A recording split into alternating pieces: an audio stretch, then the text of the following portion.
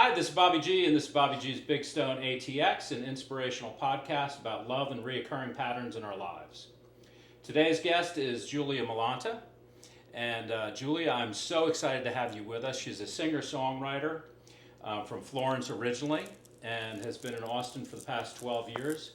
And she's going to tell us about the big stones that have been dropped in her life and those special people, give a shout out and a thanks. And she's going to talk about the love that she pours into what she does, her music, her writing, her cooking, anything else, and how that enriches the fabric of Austin.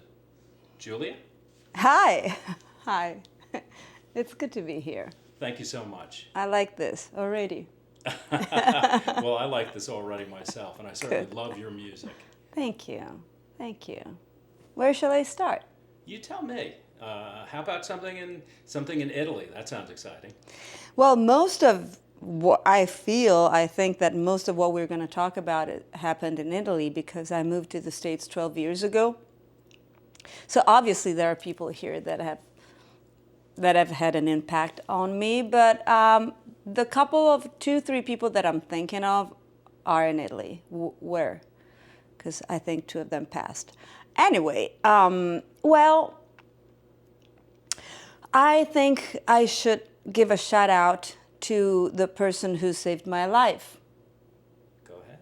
I think that it's fair to show my gratitude. When I was a little girl, I fell off a horse and I broke my skull.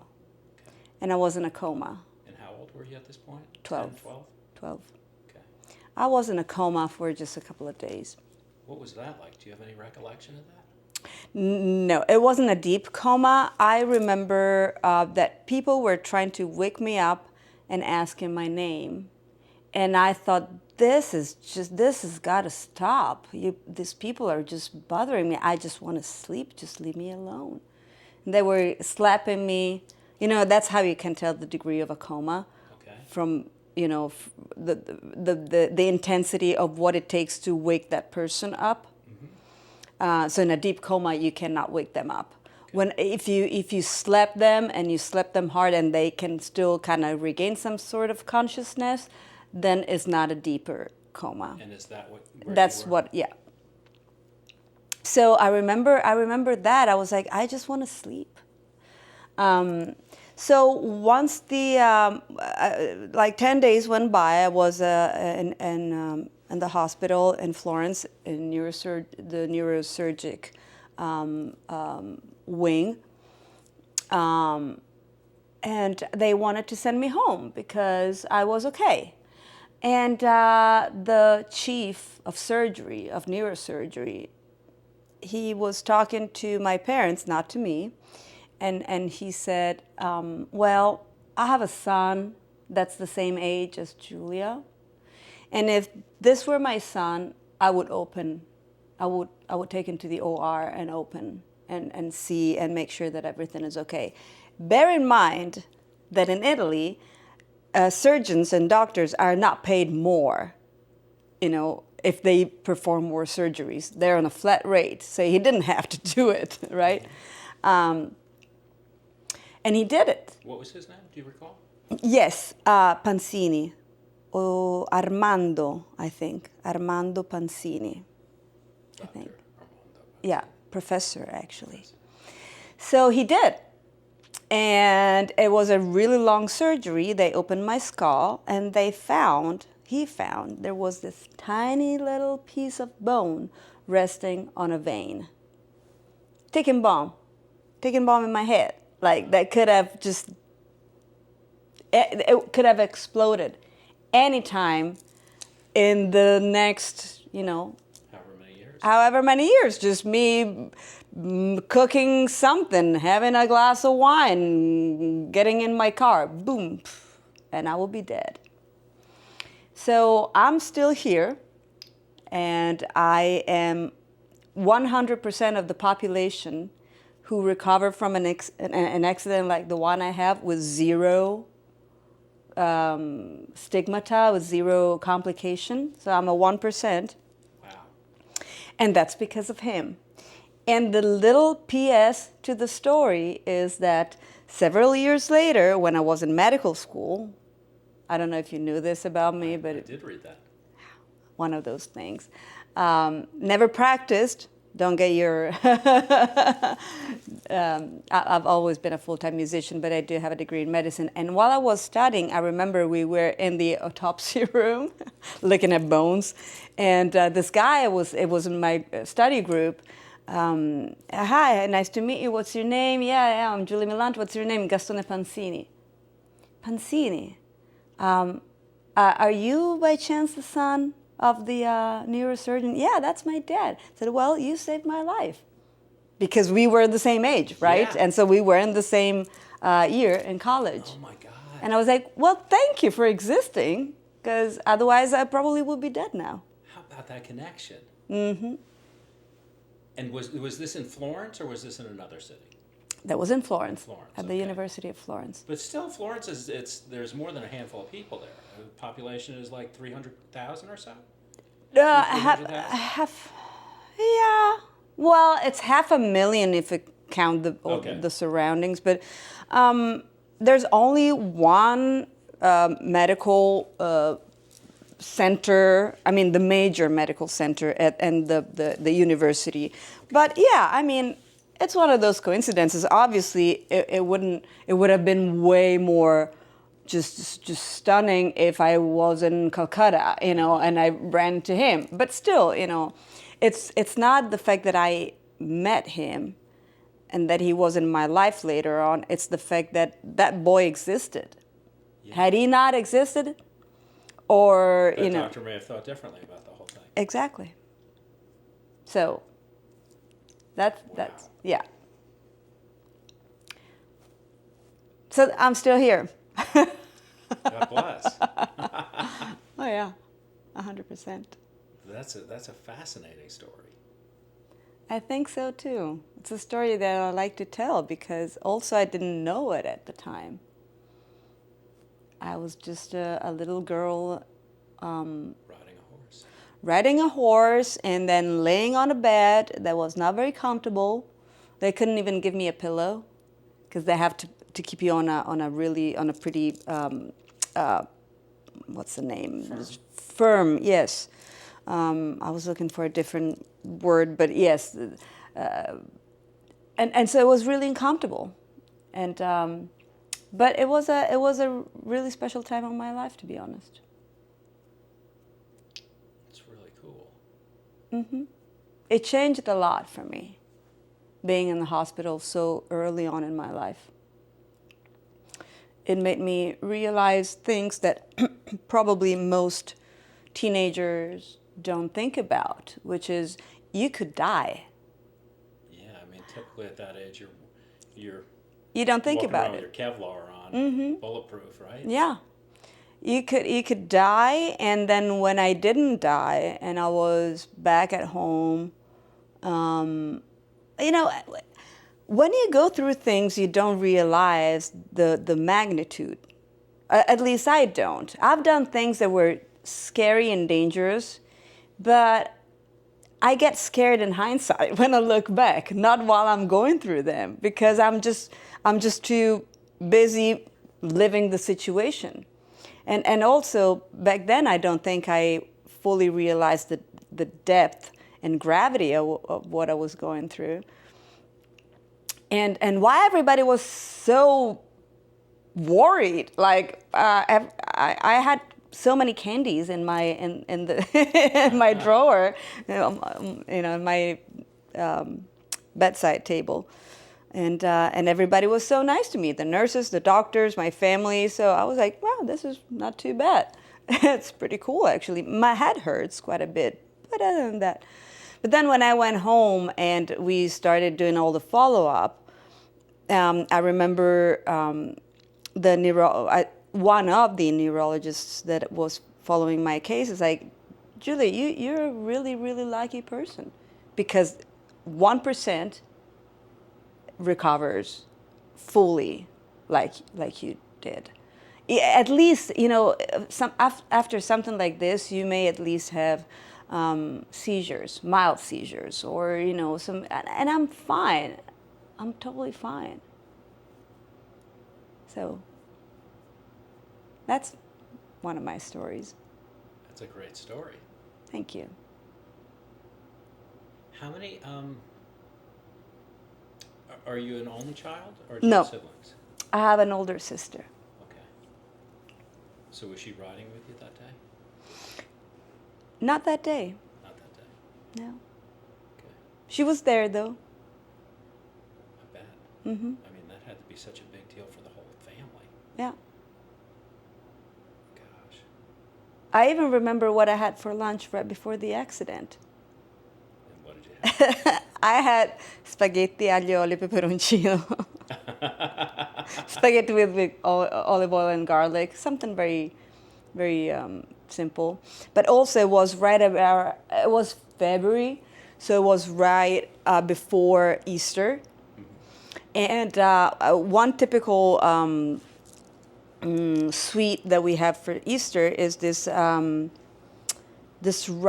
fried rice balls, frittelle di riso, and I used to love them. I was crazy about them. Now I can't even look at them from afar. Just the smell of it makes me want to. I can't. Takes you back, I bet, right? Mm-hmm. Luckily, not the pasta, because pasta with olive oil and garlic is one of my favorite things. So I'm glad that I can still have that. But the frittelle, no, couldn't touch it. I find that amazing how smells and songs can just transport you back into the past. Well, smell even more than songs, and you know why? Why is that?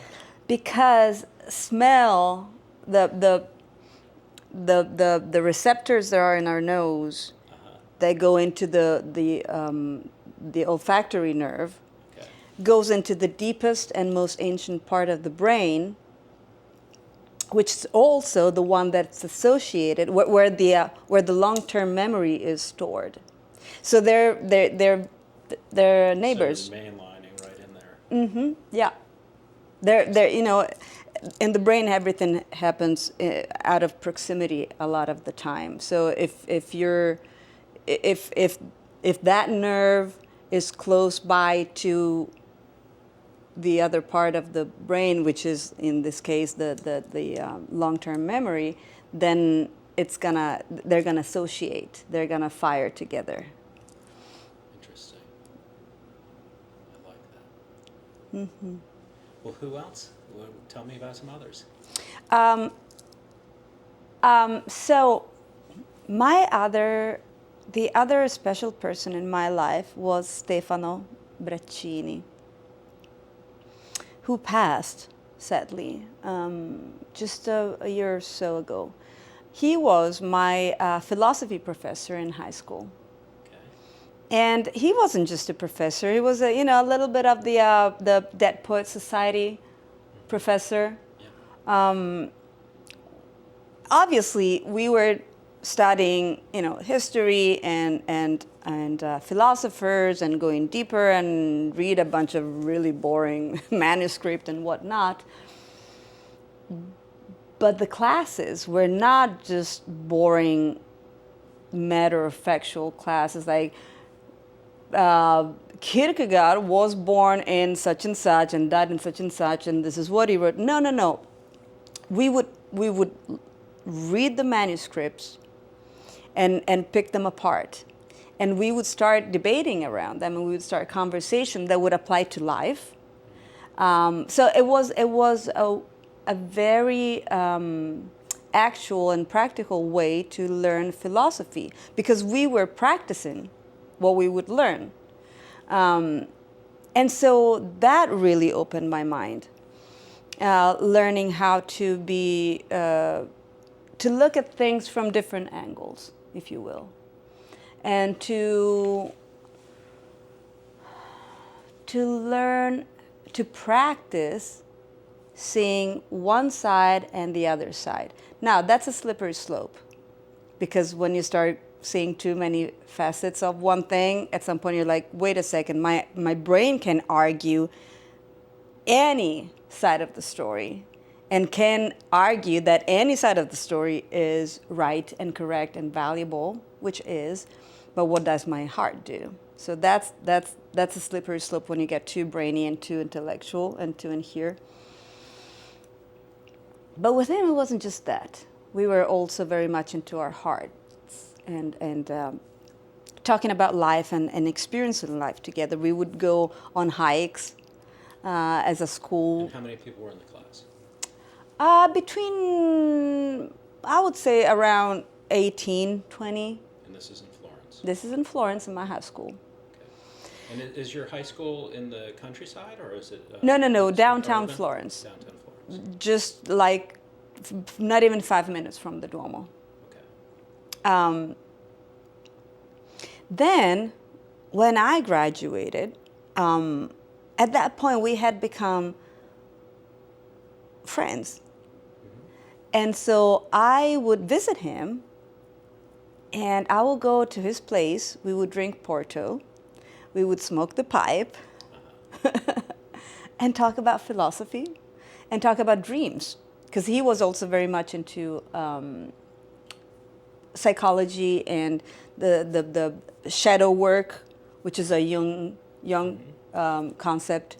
And so we wouldn't interpret dreams. We would just talk and share our dreams and go deeper. And we did quite a bit of shadow work, even though he was not a psychologist. But those were really valuable conversations. And when later on, at that point I was already in medical school, and I was already so fed up with it, I didn't want to be. So you're about 20 now, 22? Yes. Okay. Yeah. At that point I was still in medical school, but I didn't want to be a doctor. It was becoming more and more clear that I didn't want to be a doctor. And I was scared. I was scared on many levels. I was scared because I knew I couldn't bring it up with my father. I was scared because I was like, this is a major fork in my life. What do I do? I mean, there's medicine and a pretty stable, easy life, and there is this big unknown. And most people... Did you know music was the other fork? Yes. Okay. Yes. You started playing at a young age, right? Yes. But at some point I really felt like, music was home. And music has been home to me my whole life. And have you written your whole life? Were you writing as a child? I started when I was probably 15 or 16, and thank God there's no trace of any of that. You burned all that? I don't think I did burn it, but I didn't find any. I've been writing my journals since I was 13. Mm-hmm. So I have piles and piles of journal with all my stories, but for whatever reason, I haven't been able to find any song. And there's no notes in there? No. I mean, there are notes about the fact that I was, ideas. Yeah, and my passion for music, but I haven't found the earliest songs that I found on a CD were from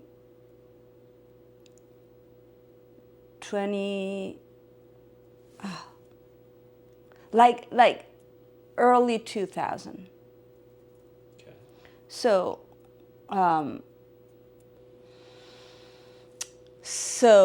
The professor was amazing. the fork.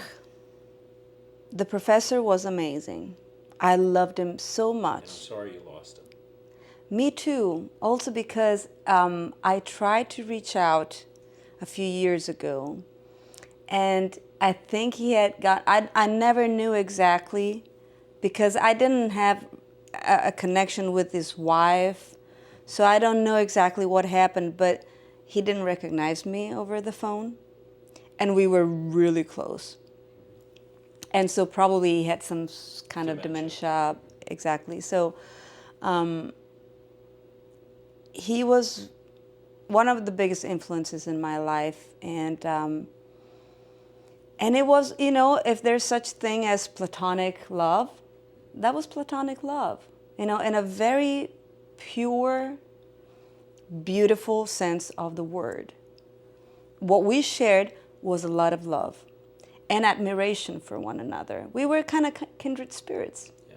And it was beautiful to experience love that could be frowned upon from the outside, because what are you doing? You are going to the house of your professor who's much older than you.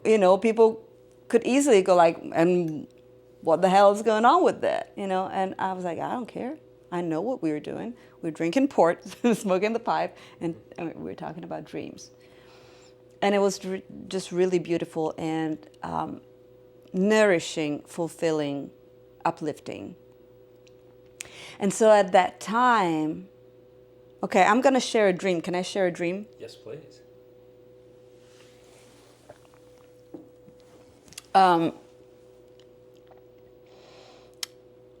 Because this ties into the story of the fork.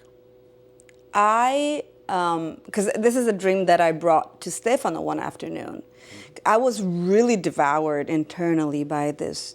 What do I do? What do I do? Do I follow my heart? You only see that in movies. It doesn't feel so much fun when you're going through it, especially knowing that you're going to alienate. Yeah, your family. It's not fun. It's fun to watch it on a screen. It's not fun when you go through it. And I was feeling very lonely. I was feeling scared, devoured by what ifs, and I was feeling very lonely.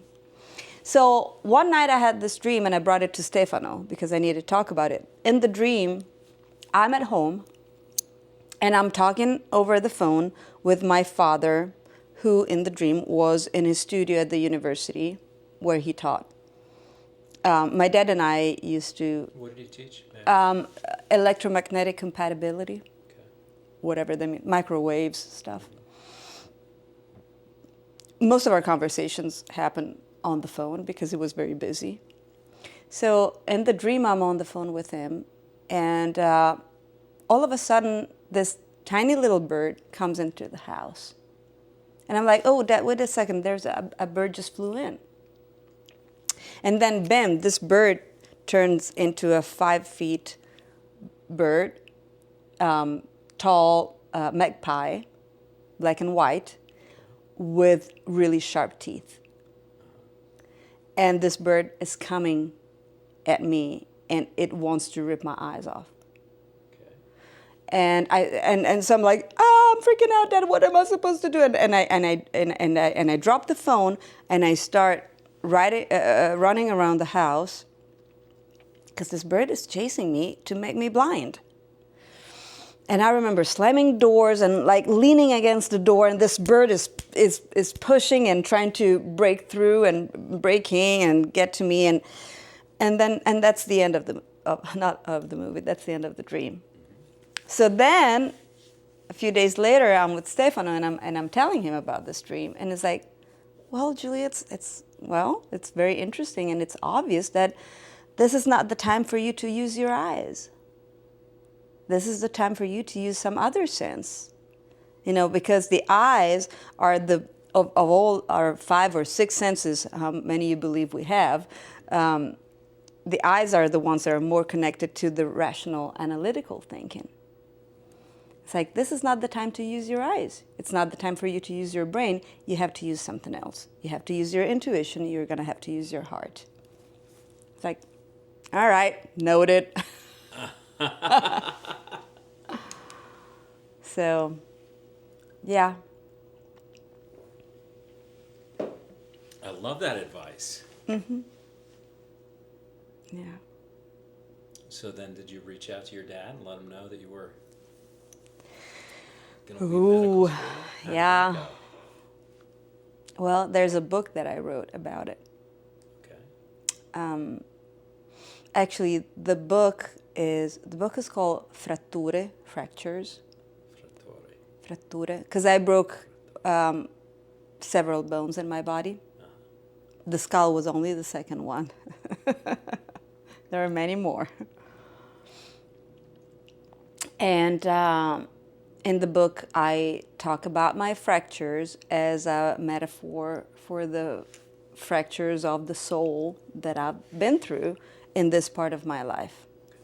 And the biggest fracture of my life was with my father, because we were rascals together. We were friends. We were accomplices. We were, we would go on adventures. He was my dad.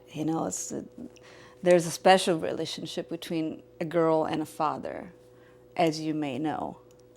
And he taught me most of the things that I know, and I'm grateful for everything that he has passed on, and for the way I am. He made me the person I am, and I'm proud of the person I am.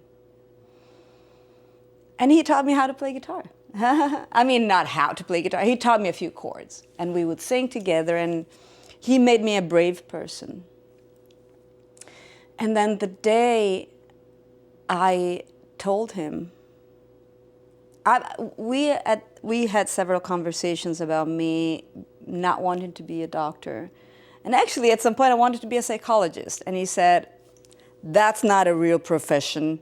You can take your degree in medicine and then become a psychiatrist. And I was like, what the fuck? That's crazy. All right, Dad, whatever you say. And so I went on to, medical school in Italy is 6 years.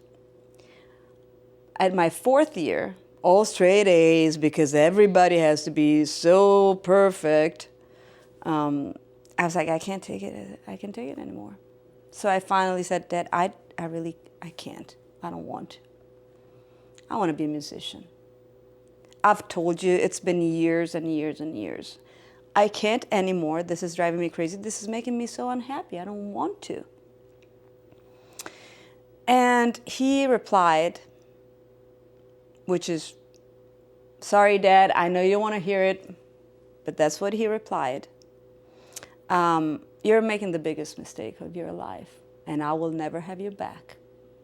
Oh my gosh. And I don't want to open the newspaper one day and read that they found you OD'd in a bathroom. I was like, by the way, Dad, not all musicians are drug addicts or whores, or, that there's many different things that you can do. Anyway, so that was the big fracture in my life. So there is a book that's been published in Italy. And actually, I recently translated into English, and I'm looking for a way to publish it here in the States. I'm not sure if I'm going to self-publish it or find an editor or whatever. But it's a story that needs to be heard, because then I'm not sure if I should tell the whole story, because then, you might want to read the book one day. But yeah, what was your initial question? I tend to get lost. Well, you were telling me about the fork in the road. Mm-hmm. And yeah. how your professor helped you with listening to your heart. Mm-hmm. And then I asked you about your dad, about your pop. Mm. Yeah, so it was complicated. Is he still alive today? No. Okay. No, which is part of the story. That's all good. Things, this is life. We die. No one gets out alive. Mm-hmm. No, we all die. We know that. Yeah. It's something that's not talked about enough, I don't think. Well, I think in this Western society we live in, we have so many taboos, so many things we can't talk about. We don't want to think about aging. We don't want to think about death. We don't want to, there's so many things that people go like, la, la, la, la, la, la, la, and that's the problem. What do you resist persists. We had to put our dog to sleep this week. I'm sorry. Yeah. It's just one of those things. Mm-hmm. It's really hard. Yeah, I bet. I can't imagine. I have 2 cats now, not because I wanted them, but life keeps giving me cats against my will. And now they're so precious to me. They're my family. I can, just the thought of something bad happened to them, it's crazy. Oh, gosh. Yeah. They just, they don't ask for a whole lot. They just feed me and let me out. Yeah. And they fill the house with love. Yeah. Oh, gosh. I'm sorry. Oh, yeah. But, I'm filled with so much gratitude because that crazy dog just, filled the house with love. Mm-hmm. And the whole family was here for Thanksgiving. And all got to be with that crazy dog. So, Good. it's good stuff. Yeah. So that's something I'm grateful for. Mm-hmm. Well, that professor is amazing. Yeah. Any others that come to mind? Other people? Yeah. Yes. I've been very lucky in my life. Giancarlo. Giancarlo. Mm-hmm. Who's alive? Of the 3, Okay. Giancarlo better stick around for a while longer. Tell me about Giancarlo. Giancarlo is the father of a boyfriend I used to have. So that's how I met him. And we had the horse connection. Because Giancarlo is still in his 80s, I think. He's a horse whisperer. He trains and breaks horses. Okay. Well, break is a horrible word to use, but anyway, he trains horses. And so when I was with his son, and that was a very short relationship, but it was around those years, early 2000, the years of the big fractures and the years of the fork. My boyfriend at the time introduced me to his father because my dad trains horses and he's always looking for someone to help. And I'm like, yep, sign me up, because guess what? I'm not scared. And I have zero recollection of my accident, so I was never scared of, I kept riding horses. So Giancarlo and I became friends. I would help him with the horses that he was training. I've been some horses' first butt, as in the first person who ever rode a horse. Oh, okay. After he would break them. The horse's first butt? But Butt, yeah. the first butt on a horse, On a horse. it would be me sometimes. Okay. Which is a really exciting thing / frightening because, you don't know. But I've always been a little bit of a...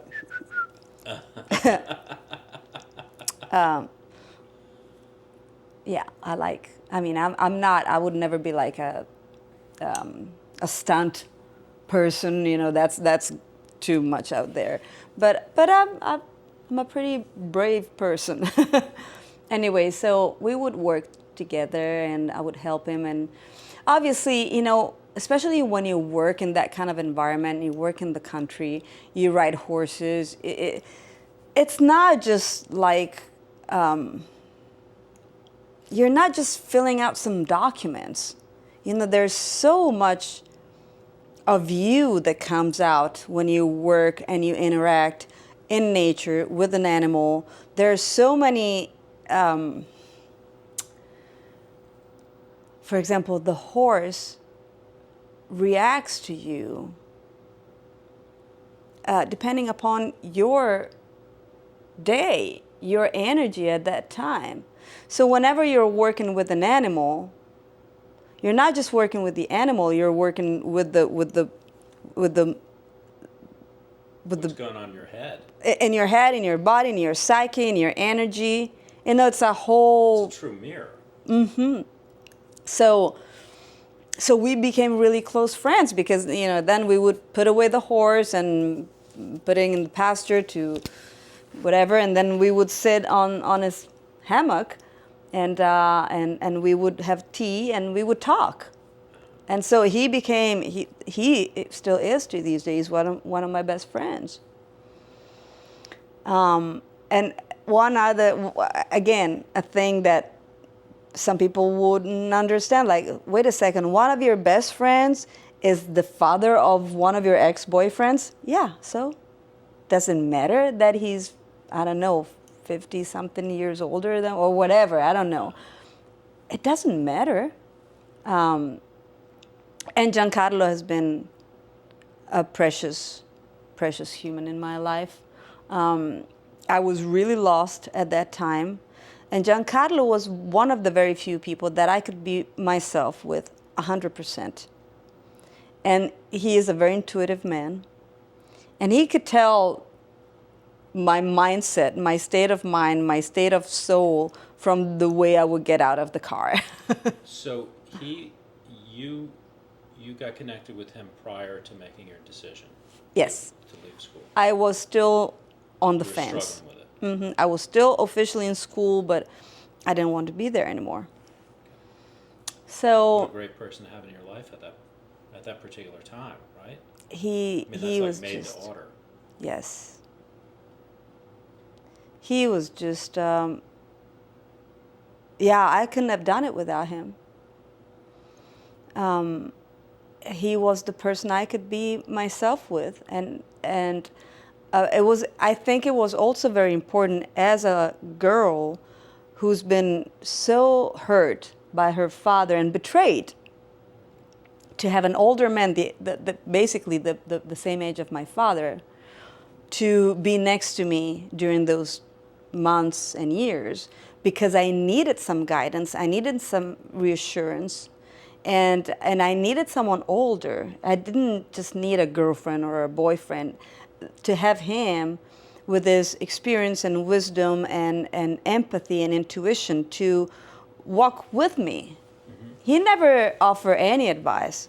He never tried to steer me in any direction. He would make tons of jokes and tease me, and we would laugh sometimes, and sometimes I would get really pissed, and sometimes I would cry, but he never offered unsolicited advice. Yes. Or advice at all. Like, mostly he would ask me questions. And he would be there. He would be a witness. He would be a sounding board. He would be a mirror. But he never said, no, you should do this. No, you should do that. Never, ever those words came out of his mouth. But he was there. And he was the only person that was there for me 100%, any time of day or night, in whatever shape or form I would show up. And that is by far the biggest gift that someone can give you. Just, it doesn't matter. It doesn't matter who you are. It doesn't matter what you're going through. I'm here, and you can be whatever you want with me. Whatever you want. You can call me anytime. You can show up anytime. It doesn't matter. That's the biggest gift ever, in my opinion. Agreed. Yeah. And so Giancarlo really helped me out. I owe him a lot. And obviously we always had a blast together. It was precious to be offered that freedom. Freedom. Yeah. Love, right? Mm-hmm. Well, because real love, unconditional love, is free.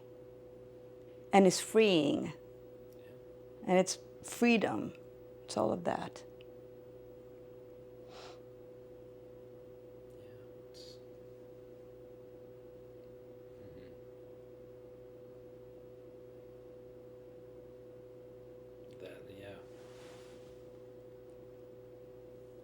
It's really beautiful. It is. I was lucky. I feel like Adam. adding something, but it's just all so perfect what you said. You can add whatever you want. It's your show. Oh, it was just, I was thinking about, this fifth grade teacher that I had who just, changed the trajectory of my life. And I was just, I think I told you a little bit about it, but I was just really shy and reserved and not confident. And I can't put a finger on what she did or, in class, but I remember feeling loved and accepted.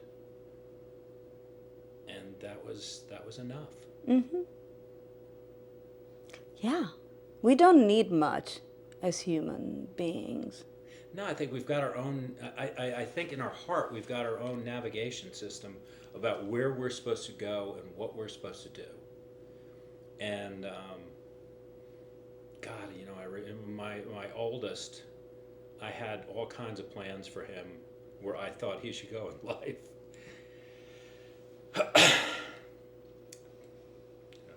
Thank God he's smarter than I am, because he did what he wanted to do and he's doing it. Mm-hmm. He's happy and successful, and yeah. I think it's a hard thing for a parent to let go. I was just about to say that. You're like, God, I've gone down this road. I know where to point you. Let me just save you some time. Let me show you how to do this. Yeah. And we're not needed. Well, you are. Well, we're needed when they're young, and to take care of them, and to change their diapers and feed them, and to love them, and to support them, for sure. But they get to be a certain age, and they're pretty self-sufficient and need to be listening to their hearts. Yeah, but no. No? No. What do you think? Because I needed my father. Mm-hmm. I was already at an age where the love and support. Yeah, the love. Like Giancarlo. Mm-hmm. Yes, exactly. Correct. Yeah. But they don't. That 22-year-old girl didn't need your father saying, "Stay in medical school. Right. This is what you need to do." Yeah. Just like my son didn't need me saying, Robert, what are you doing there? You need to go in this direction. Yeah. And I let it go, and I'm so happy. Kids are amazing. It's crazy. It's my I've got 3 kids, and Robert, everything came so easy to him, and I was just patting myself on the back like, God, you're just such a great dad. You got this all figured out. And then, the next one comes around, the next one is like, oh, fuck. It's, they're interesting little critters. Well, I am not a parent that I know of. And I think I don't know what it means. And it must be really hard to stay out of the way, but in the way a little bit, just to say, hey, I'm here if you need me. But yeah, go on. Life is yours. Yeah. The only thing I can come up with that's remotely similar to that experience, when people ask me about my songs. I was going to say, you give birth to music all the time. Exactly, and it's not yours. Once maybe a song is still mine, quote unquote, up until I'm in the recording studio and I'm still deciding what to do with it and how to, arrange, blah, blah, blah. Once the song is out, it's out. And people get to have their own experience. And even when I'm playing it live, as soon as the note leaves my mouth, the words leave my mouth, they're not mine anymore. People get to do whatever they want. They get to hate it. They get to love it. They get to cry. They get to laugh. They get to think it's lame. They get to think it's so amazing and inspiring and uplifting. They get to think whatever they want, and it's not up to me. And sometimes, it kind of makes me smile a little bit. And maybe this is a little pretentious of me to say it, but when sometimes you see singer-songwriters on stage that are like, and this song is meant to, they're trying to make you feel something. No, just don't. You can tell me what that song means to you, or how you came about it, or what inspired it. Then leave it to me. You don't get to decide how I should feel about something. Like, no, I may feel really inspired and I may feel like, so, but anyway, that's just to say that you give birth to something and then it's not yours. And I get it. I mean, it's easier with songs than with kids, probably. I've not written any published songs. So. No, but I cannot imagine going like, yeah, this little creature, even if it's like that creature is 23, 30, 40, 50, 60, I think that it's still your kid in some way. So it's hard to just go like, whatever, I think... No, I personally don't let go of, gosh, I had a grandchild this year. Congratulations. Oh my gosh. He got christened about a week ago. The whole family was in, and it was, wow. Mm-hmm. This little baby. Yeah. Just oh, you're going to get so crazy and you're going to spoil that kid, aren't you? Probably. As best I can. Yeah. Oh gosh, it's, the beat goes on. Mm-hmm. Yeah. It's crazy. It is. You left medical school. Yes. And then what was your path? Why did you choose Austin? Were you touring around Europe a bit?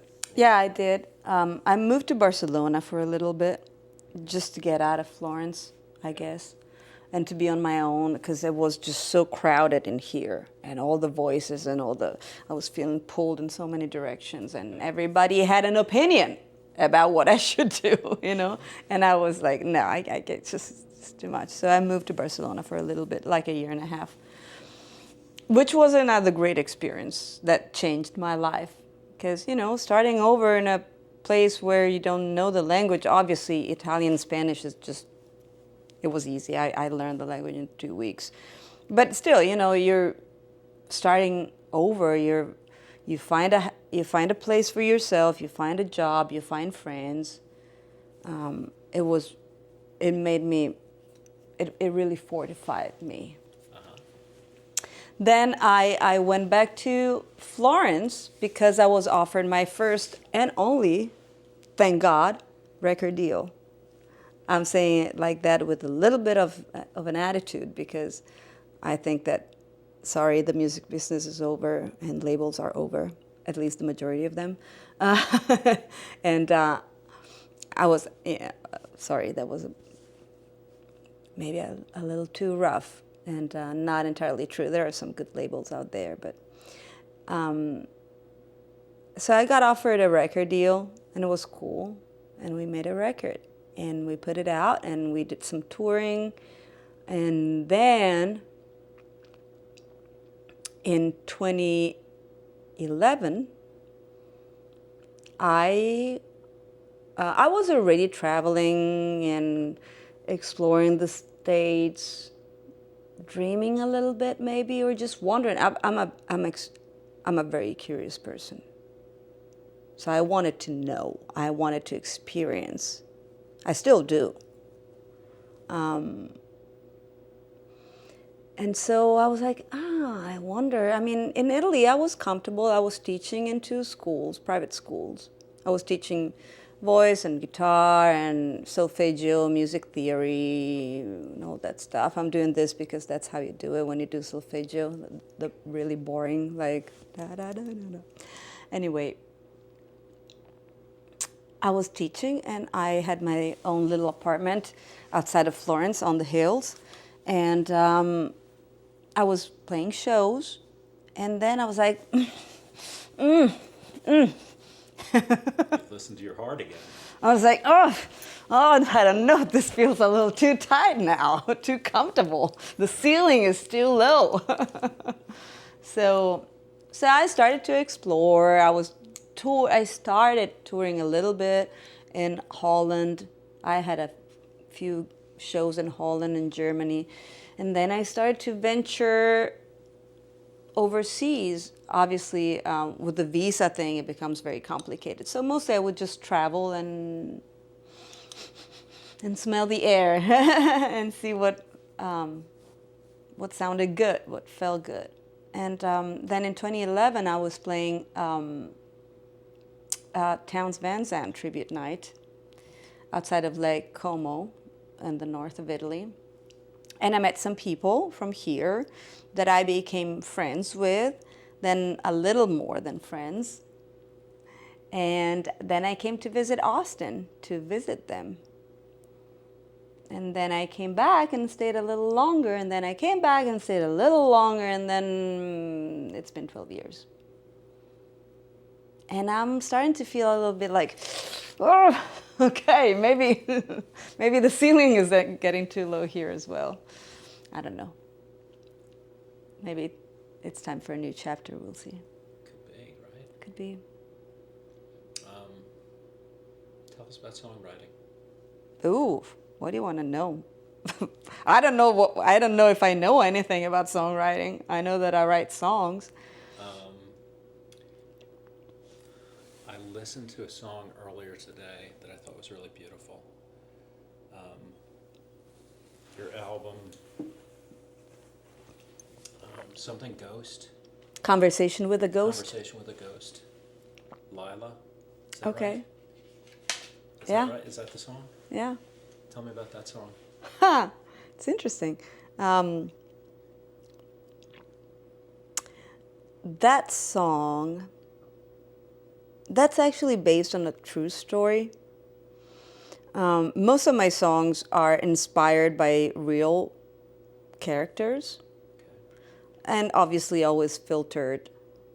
Obviously, because I'm writing them, so there's a filter, and the filter is me. But yeah, that was a little girl that I was with. I was kind of. This was back when I was in church. When I was in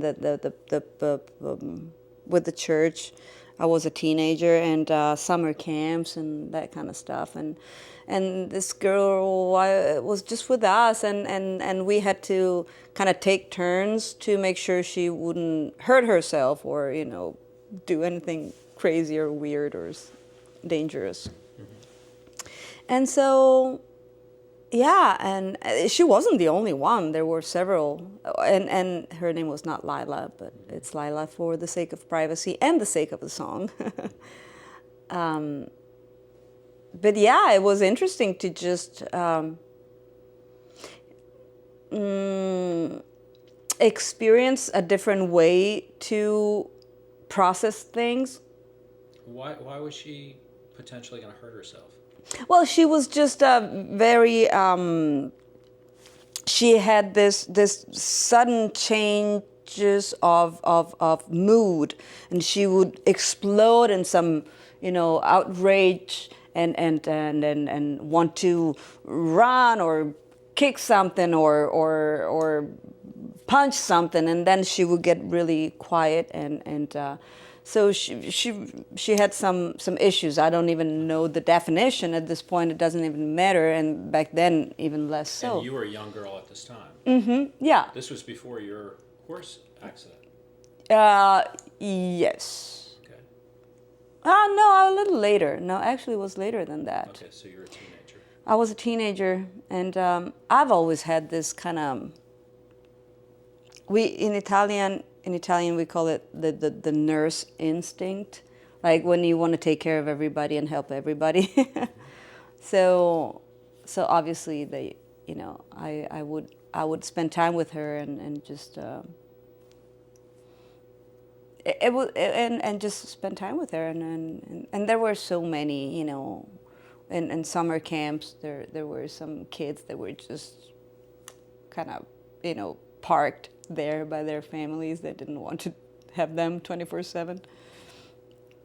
And so you learn that, you know, it's easy to label things and go like, oh, she's crazy, she's blah blah blah. We do that all the time. She's depressed, she's ADD, she's blah blah blah, she's but it's just a person that has some different ways of thinking and processing things. And I think that when you're a kid, it's you don't, I think you buy a little less into labels, and you're just a little more open-minded towards what is. Yeah, I mean, that's how we're supposed to be, right? You're supposed to. Yeah, but we're not. By and large. Mm-hmm. But if you want to find peace in yourself, you know, I read something, I guess a year and a half ago or so. I went back and, you know, another big stone in my life was a real good friend of mine that I went to high school with. And the two of us were kind of on this spiritual path together about 15 years ago, 20 years ago. And he would send me books and I'd send him books. And one of the books he sent me was this Course in Miracles. And it was, I don't know if you've read it before. Mm-hmm. It's, you know, it's a big tome. Mm-hmm. I didn't read the whole thing. It's, you know, that kind of book I don't do well with. Yeah. Because it's just so big and I just get overwhelmed. And dense. Yeah, it's very dense. But I found the power of Audible about a year and a half ago. And so I was like, I got Audible to go through some economics book or something, but I was like, I want to get something out of this, but I don't want to read it. So I got Audible and I got through that and I was like, oh, you know, I should probably go back and look at that book that Pete got me. And so I went through the Course in Miracles, which took 6 months or so of listening to a little bit every day and the whole deal. But one of the things that I thought was really interesting was it says in the book you can never find perfection in yourself until you see it in others. You have to see it in others before you can find it in yourself. So I was like, well, that's kind of weird. I don't know if I get that, but I was like, well, let me try it for an afternoon. Let me try it for a day. Let me try it for a week. Let me see if I can incorporate this into my life. And I'm certainly not perfect by any means. But if I can look at people and see perfection in them, and then, you know, if something looks off kilter to me, rather than, you know, judge them, I'd like to turn the camera around and say, what's going on with me? Why do I feel this way? Right. And it's brought me a lot of peace. Yeah. You know, it's the shackles come off because you're not judging others and you're not judging yourself. And God, you can just go into a room and just really be at peace with, you know, I remember in the past I've gone in, you know, I go into a party or something and like, oh, I'd like to talk to this person or that person. Or, no, I don't care about going in that direction or what have you. But with this new way of looking at it, I'm just like, oh my God, everybody's interesting. You know, there's something to learn from everyone here. This is really fun. Well, plus if you're trying to steer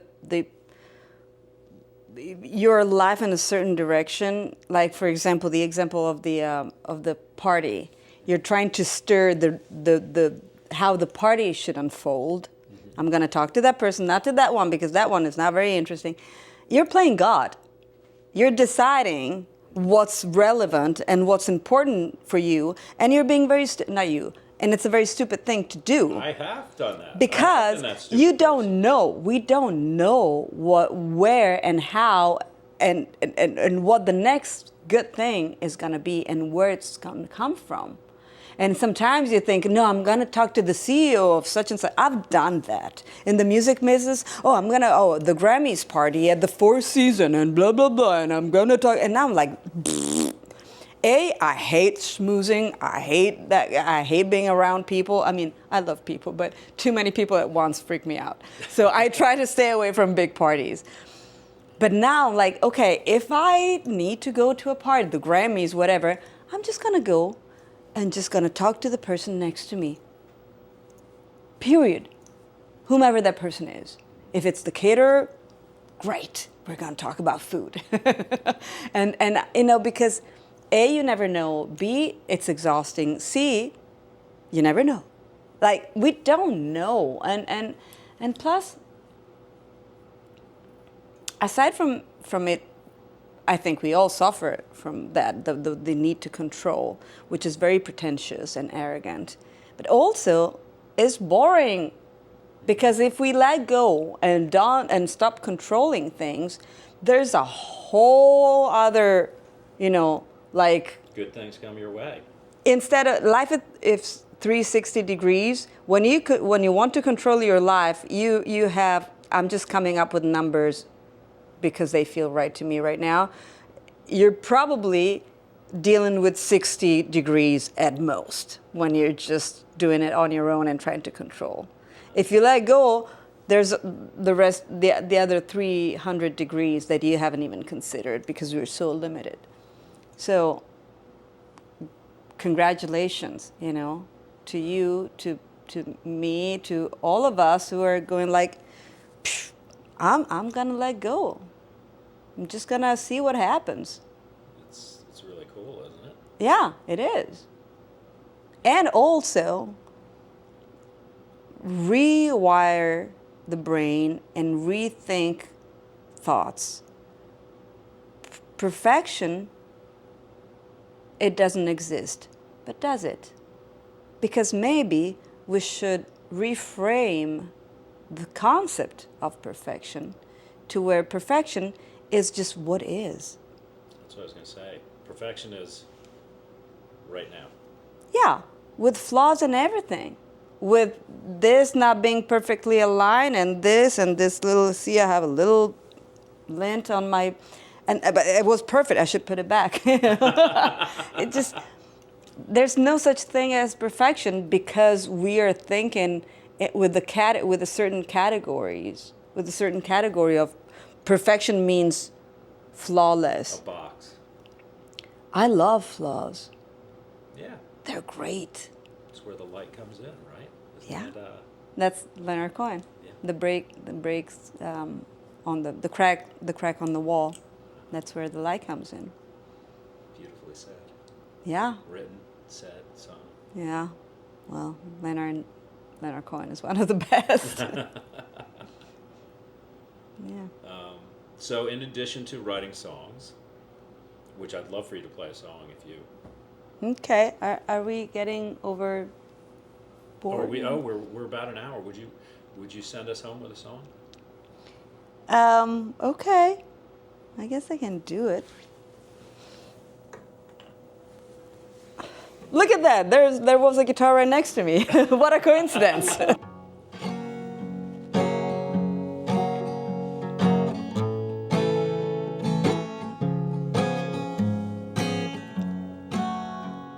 I know that I was wrong more than I was right.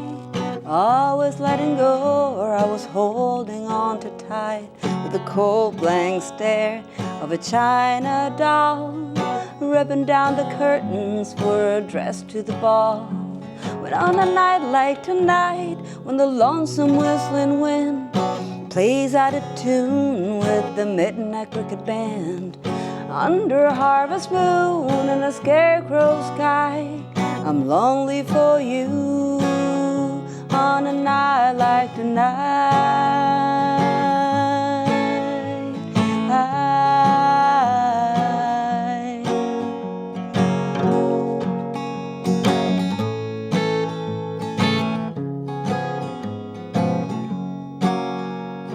Bloodhound frost biting at your heels, so much for all the time we had to kill. I thought I heard your voice calling in the breeze, somewhere in the distance through the shivering trees.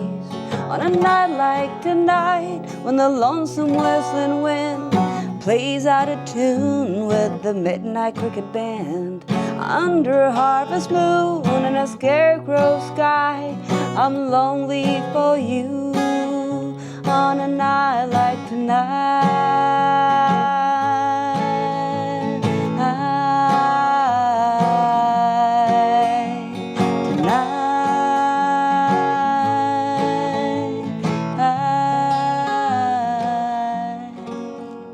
on a night like tonight, when the lonesome whistling wind plays out of tune with the midnight cricket band, under a harvest moon and a scarecrow sky, I'm lonely for you. On a night like tonight,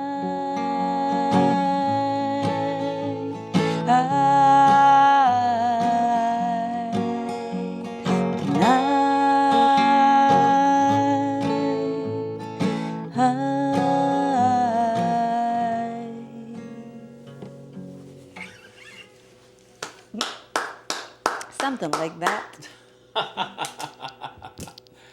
That was beautiful. Thank you. The conversation, the song. Thank you. Thank you so much Thank you. for joining Bobby G's Big Stone ATX. Yay, Bobby G.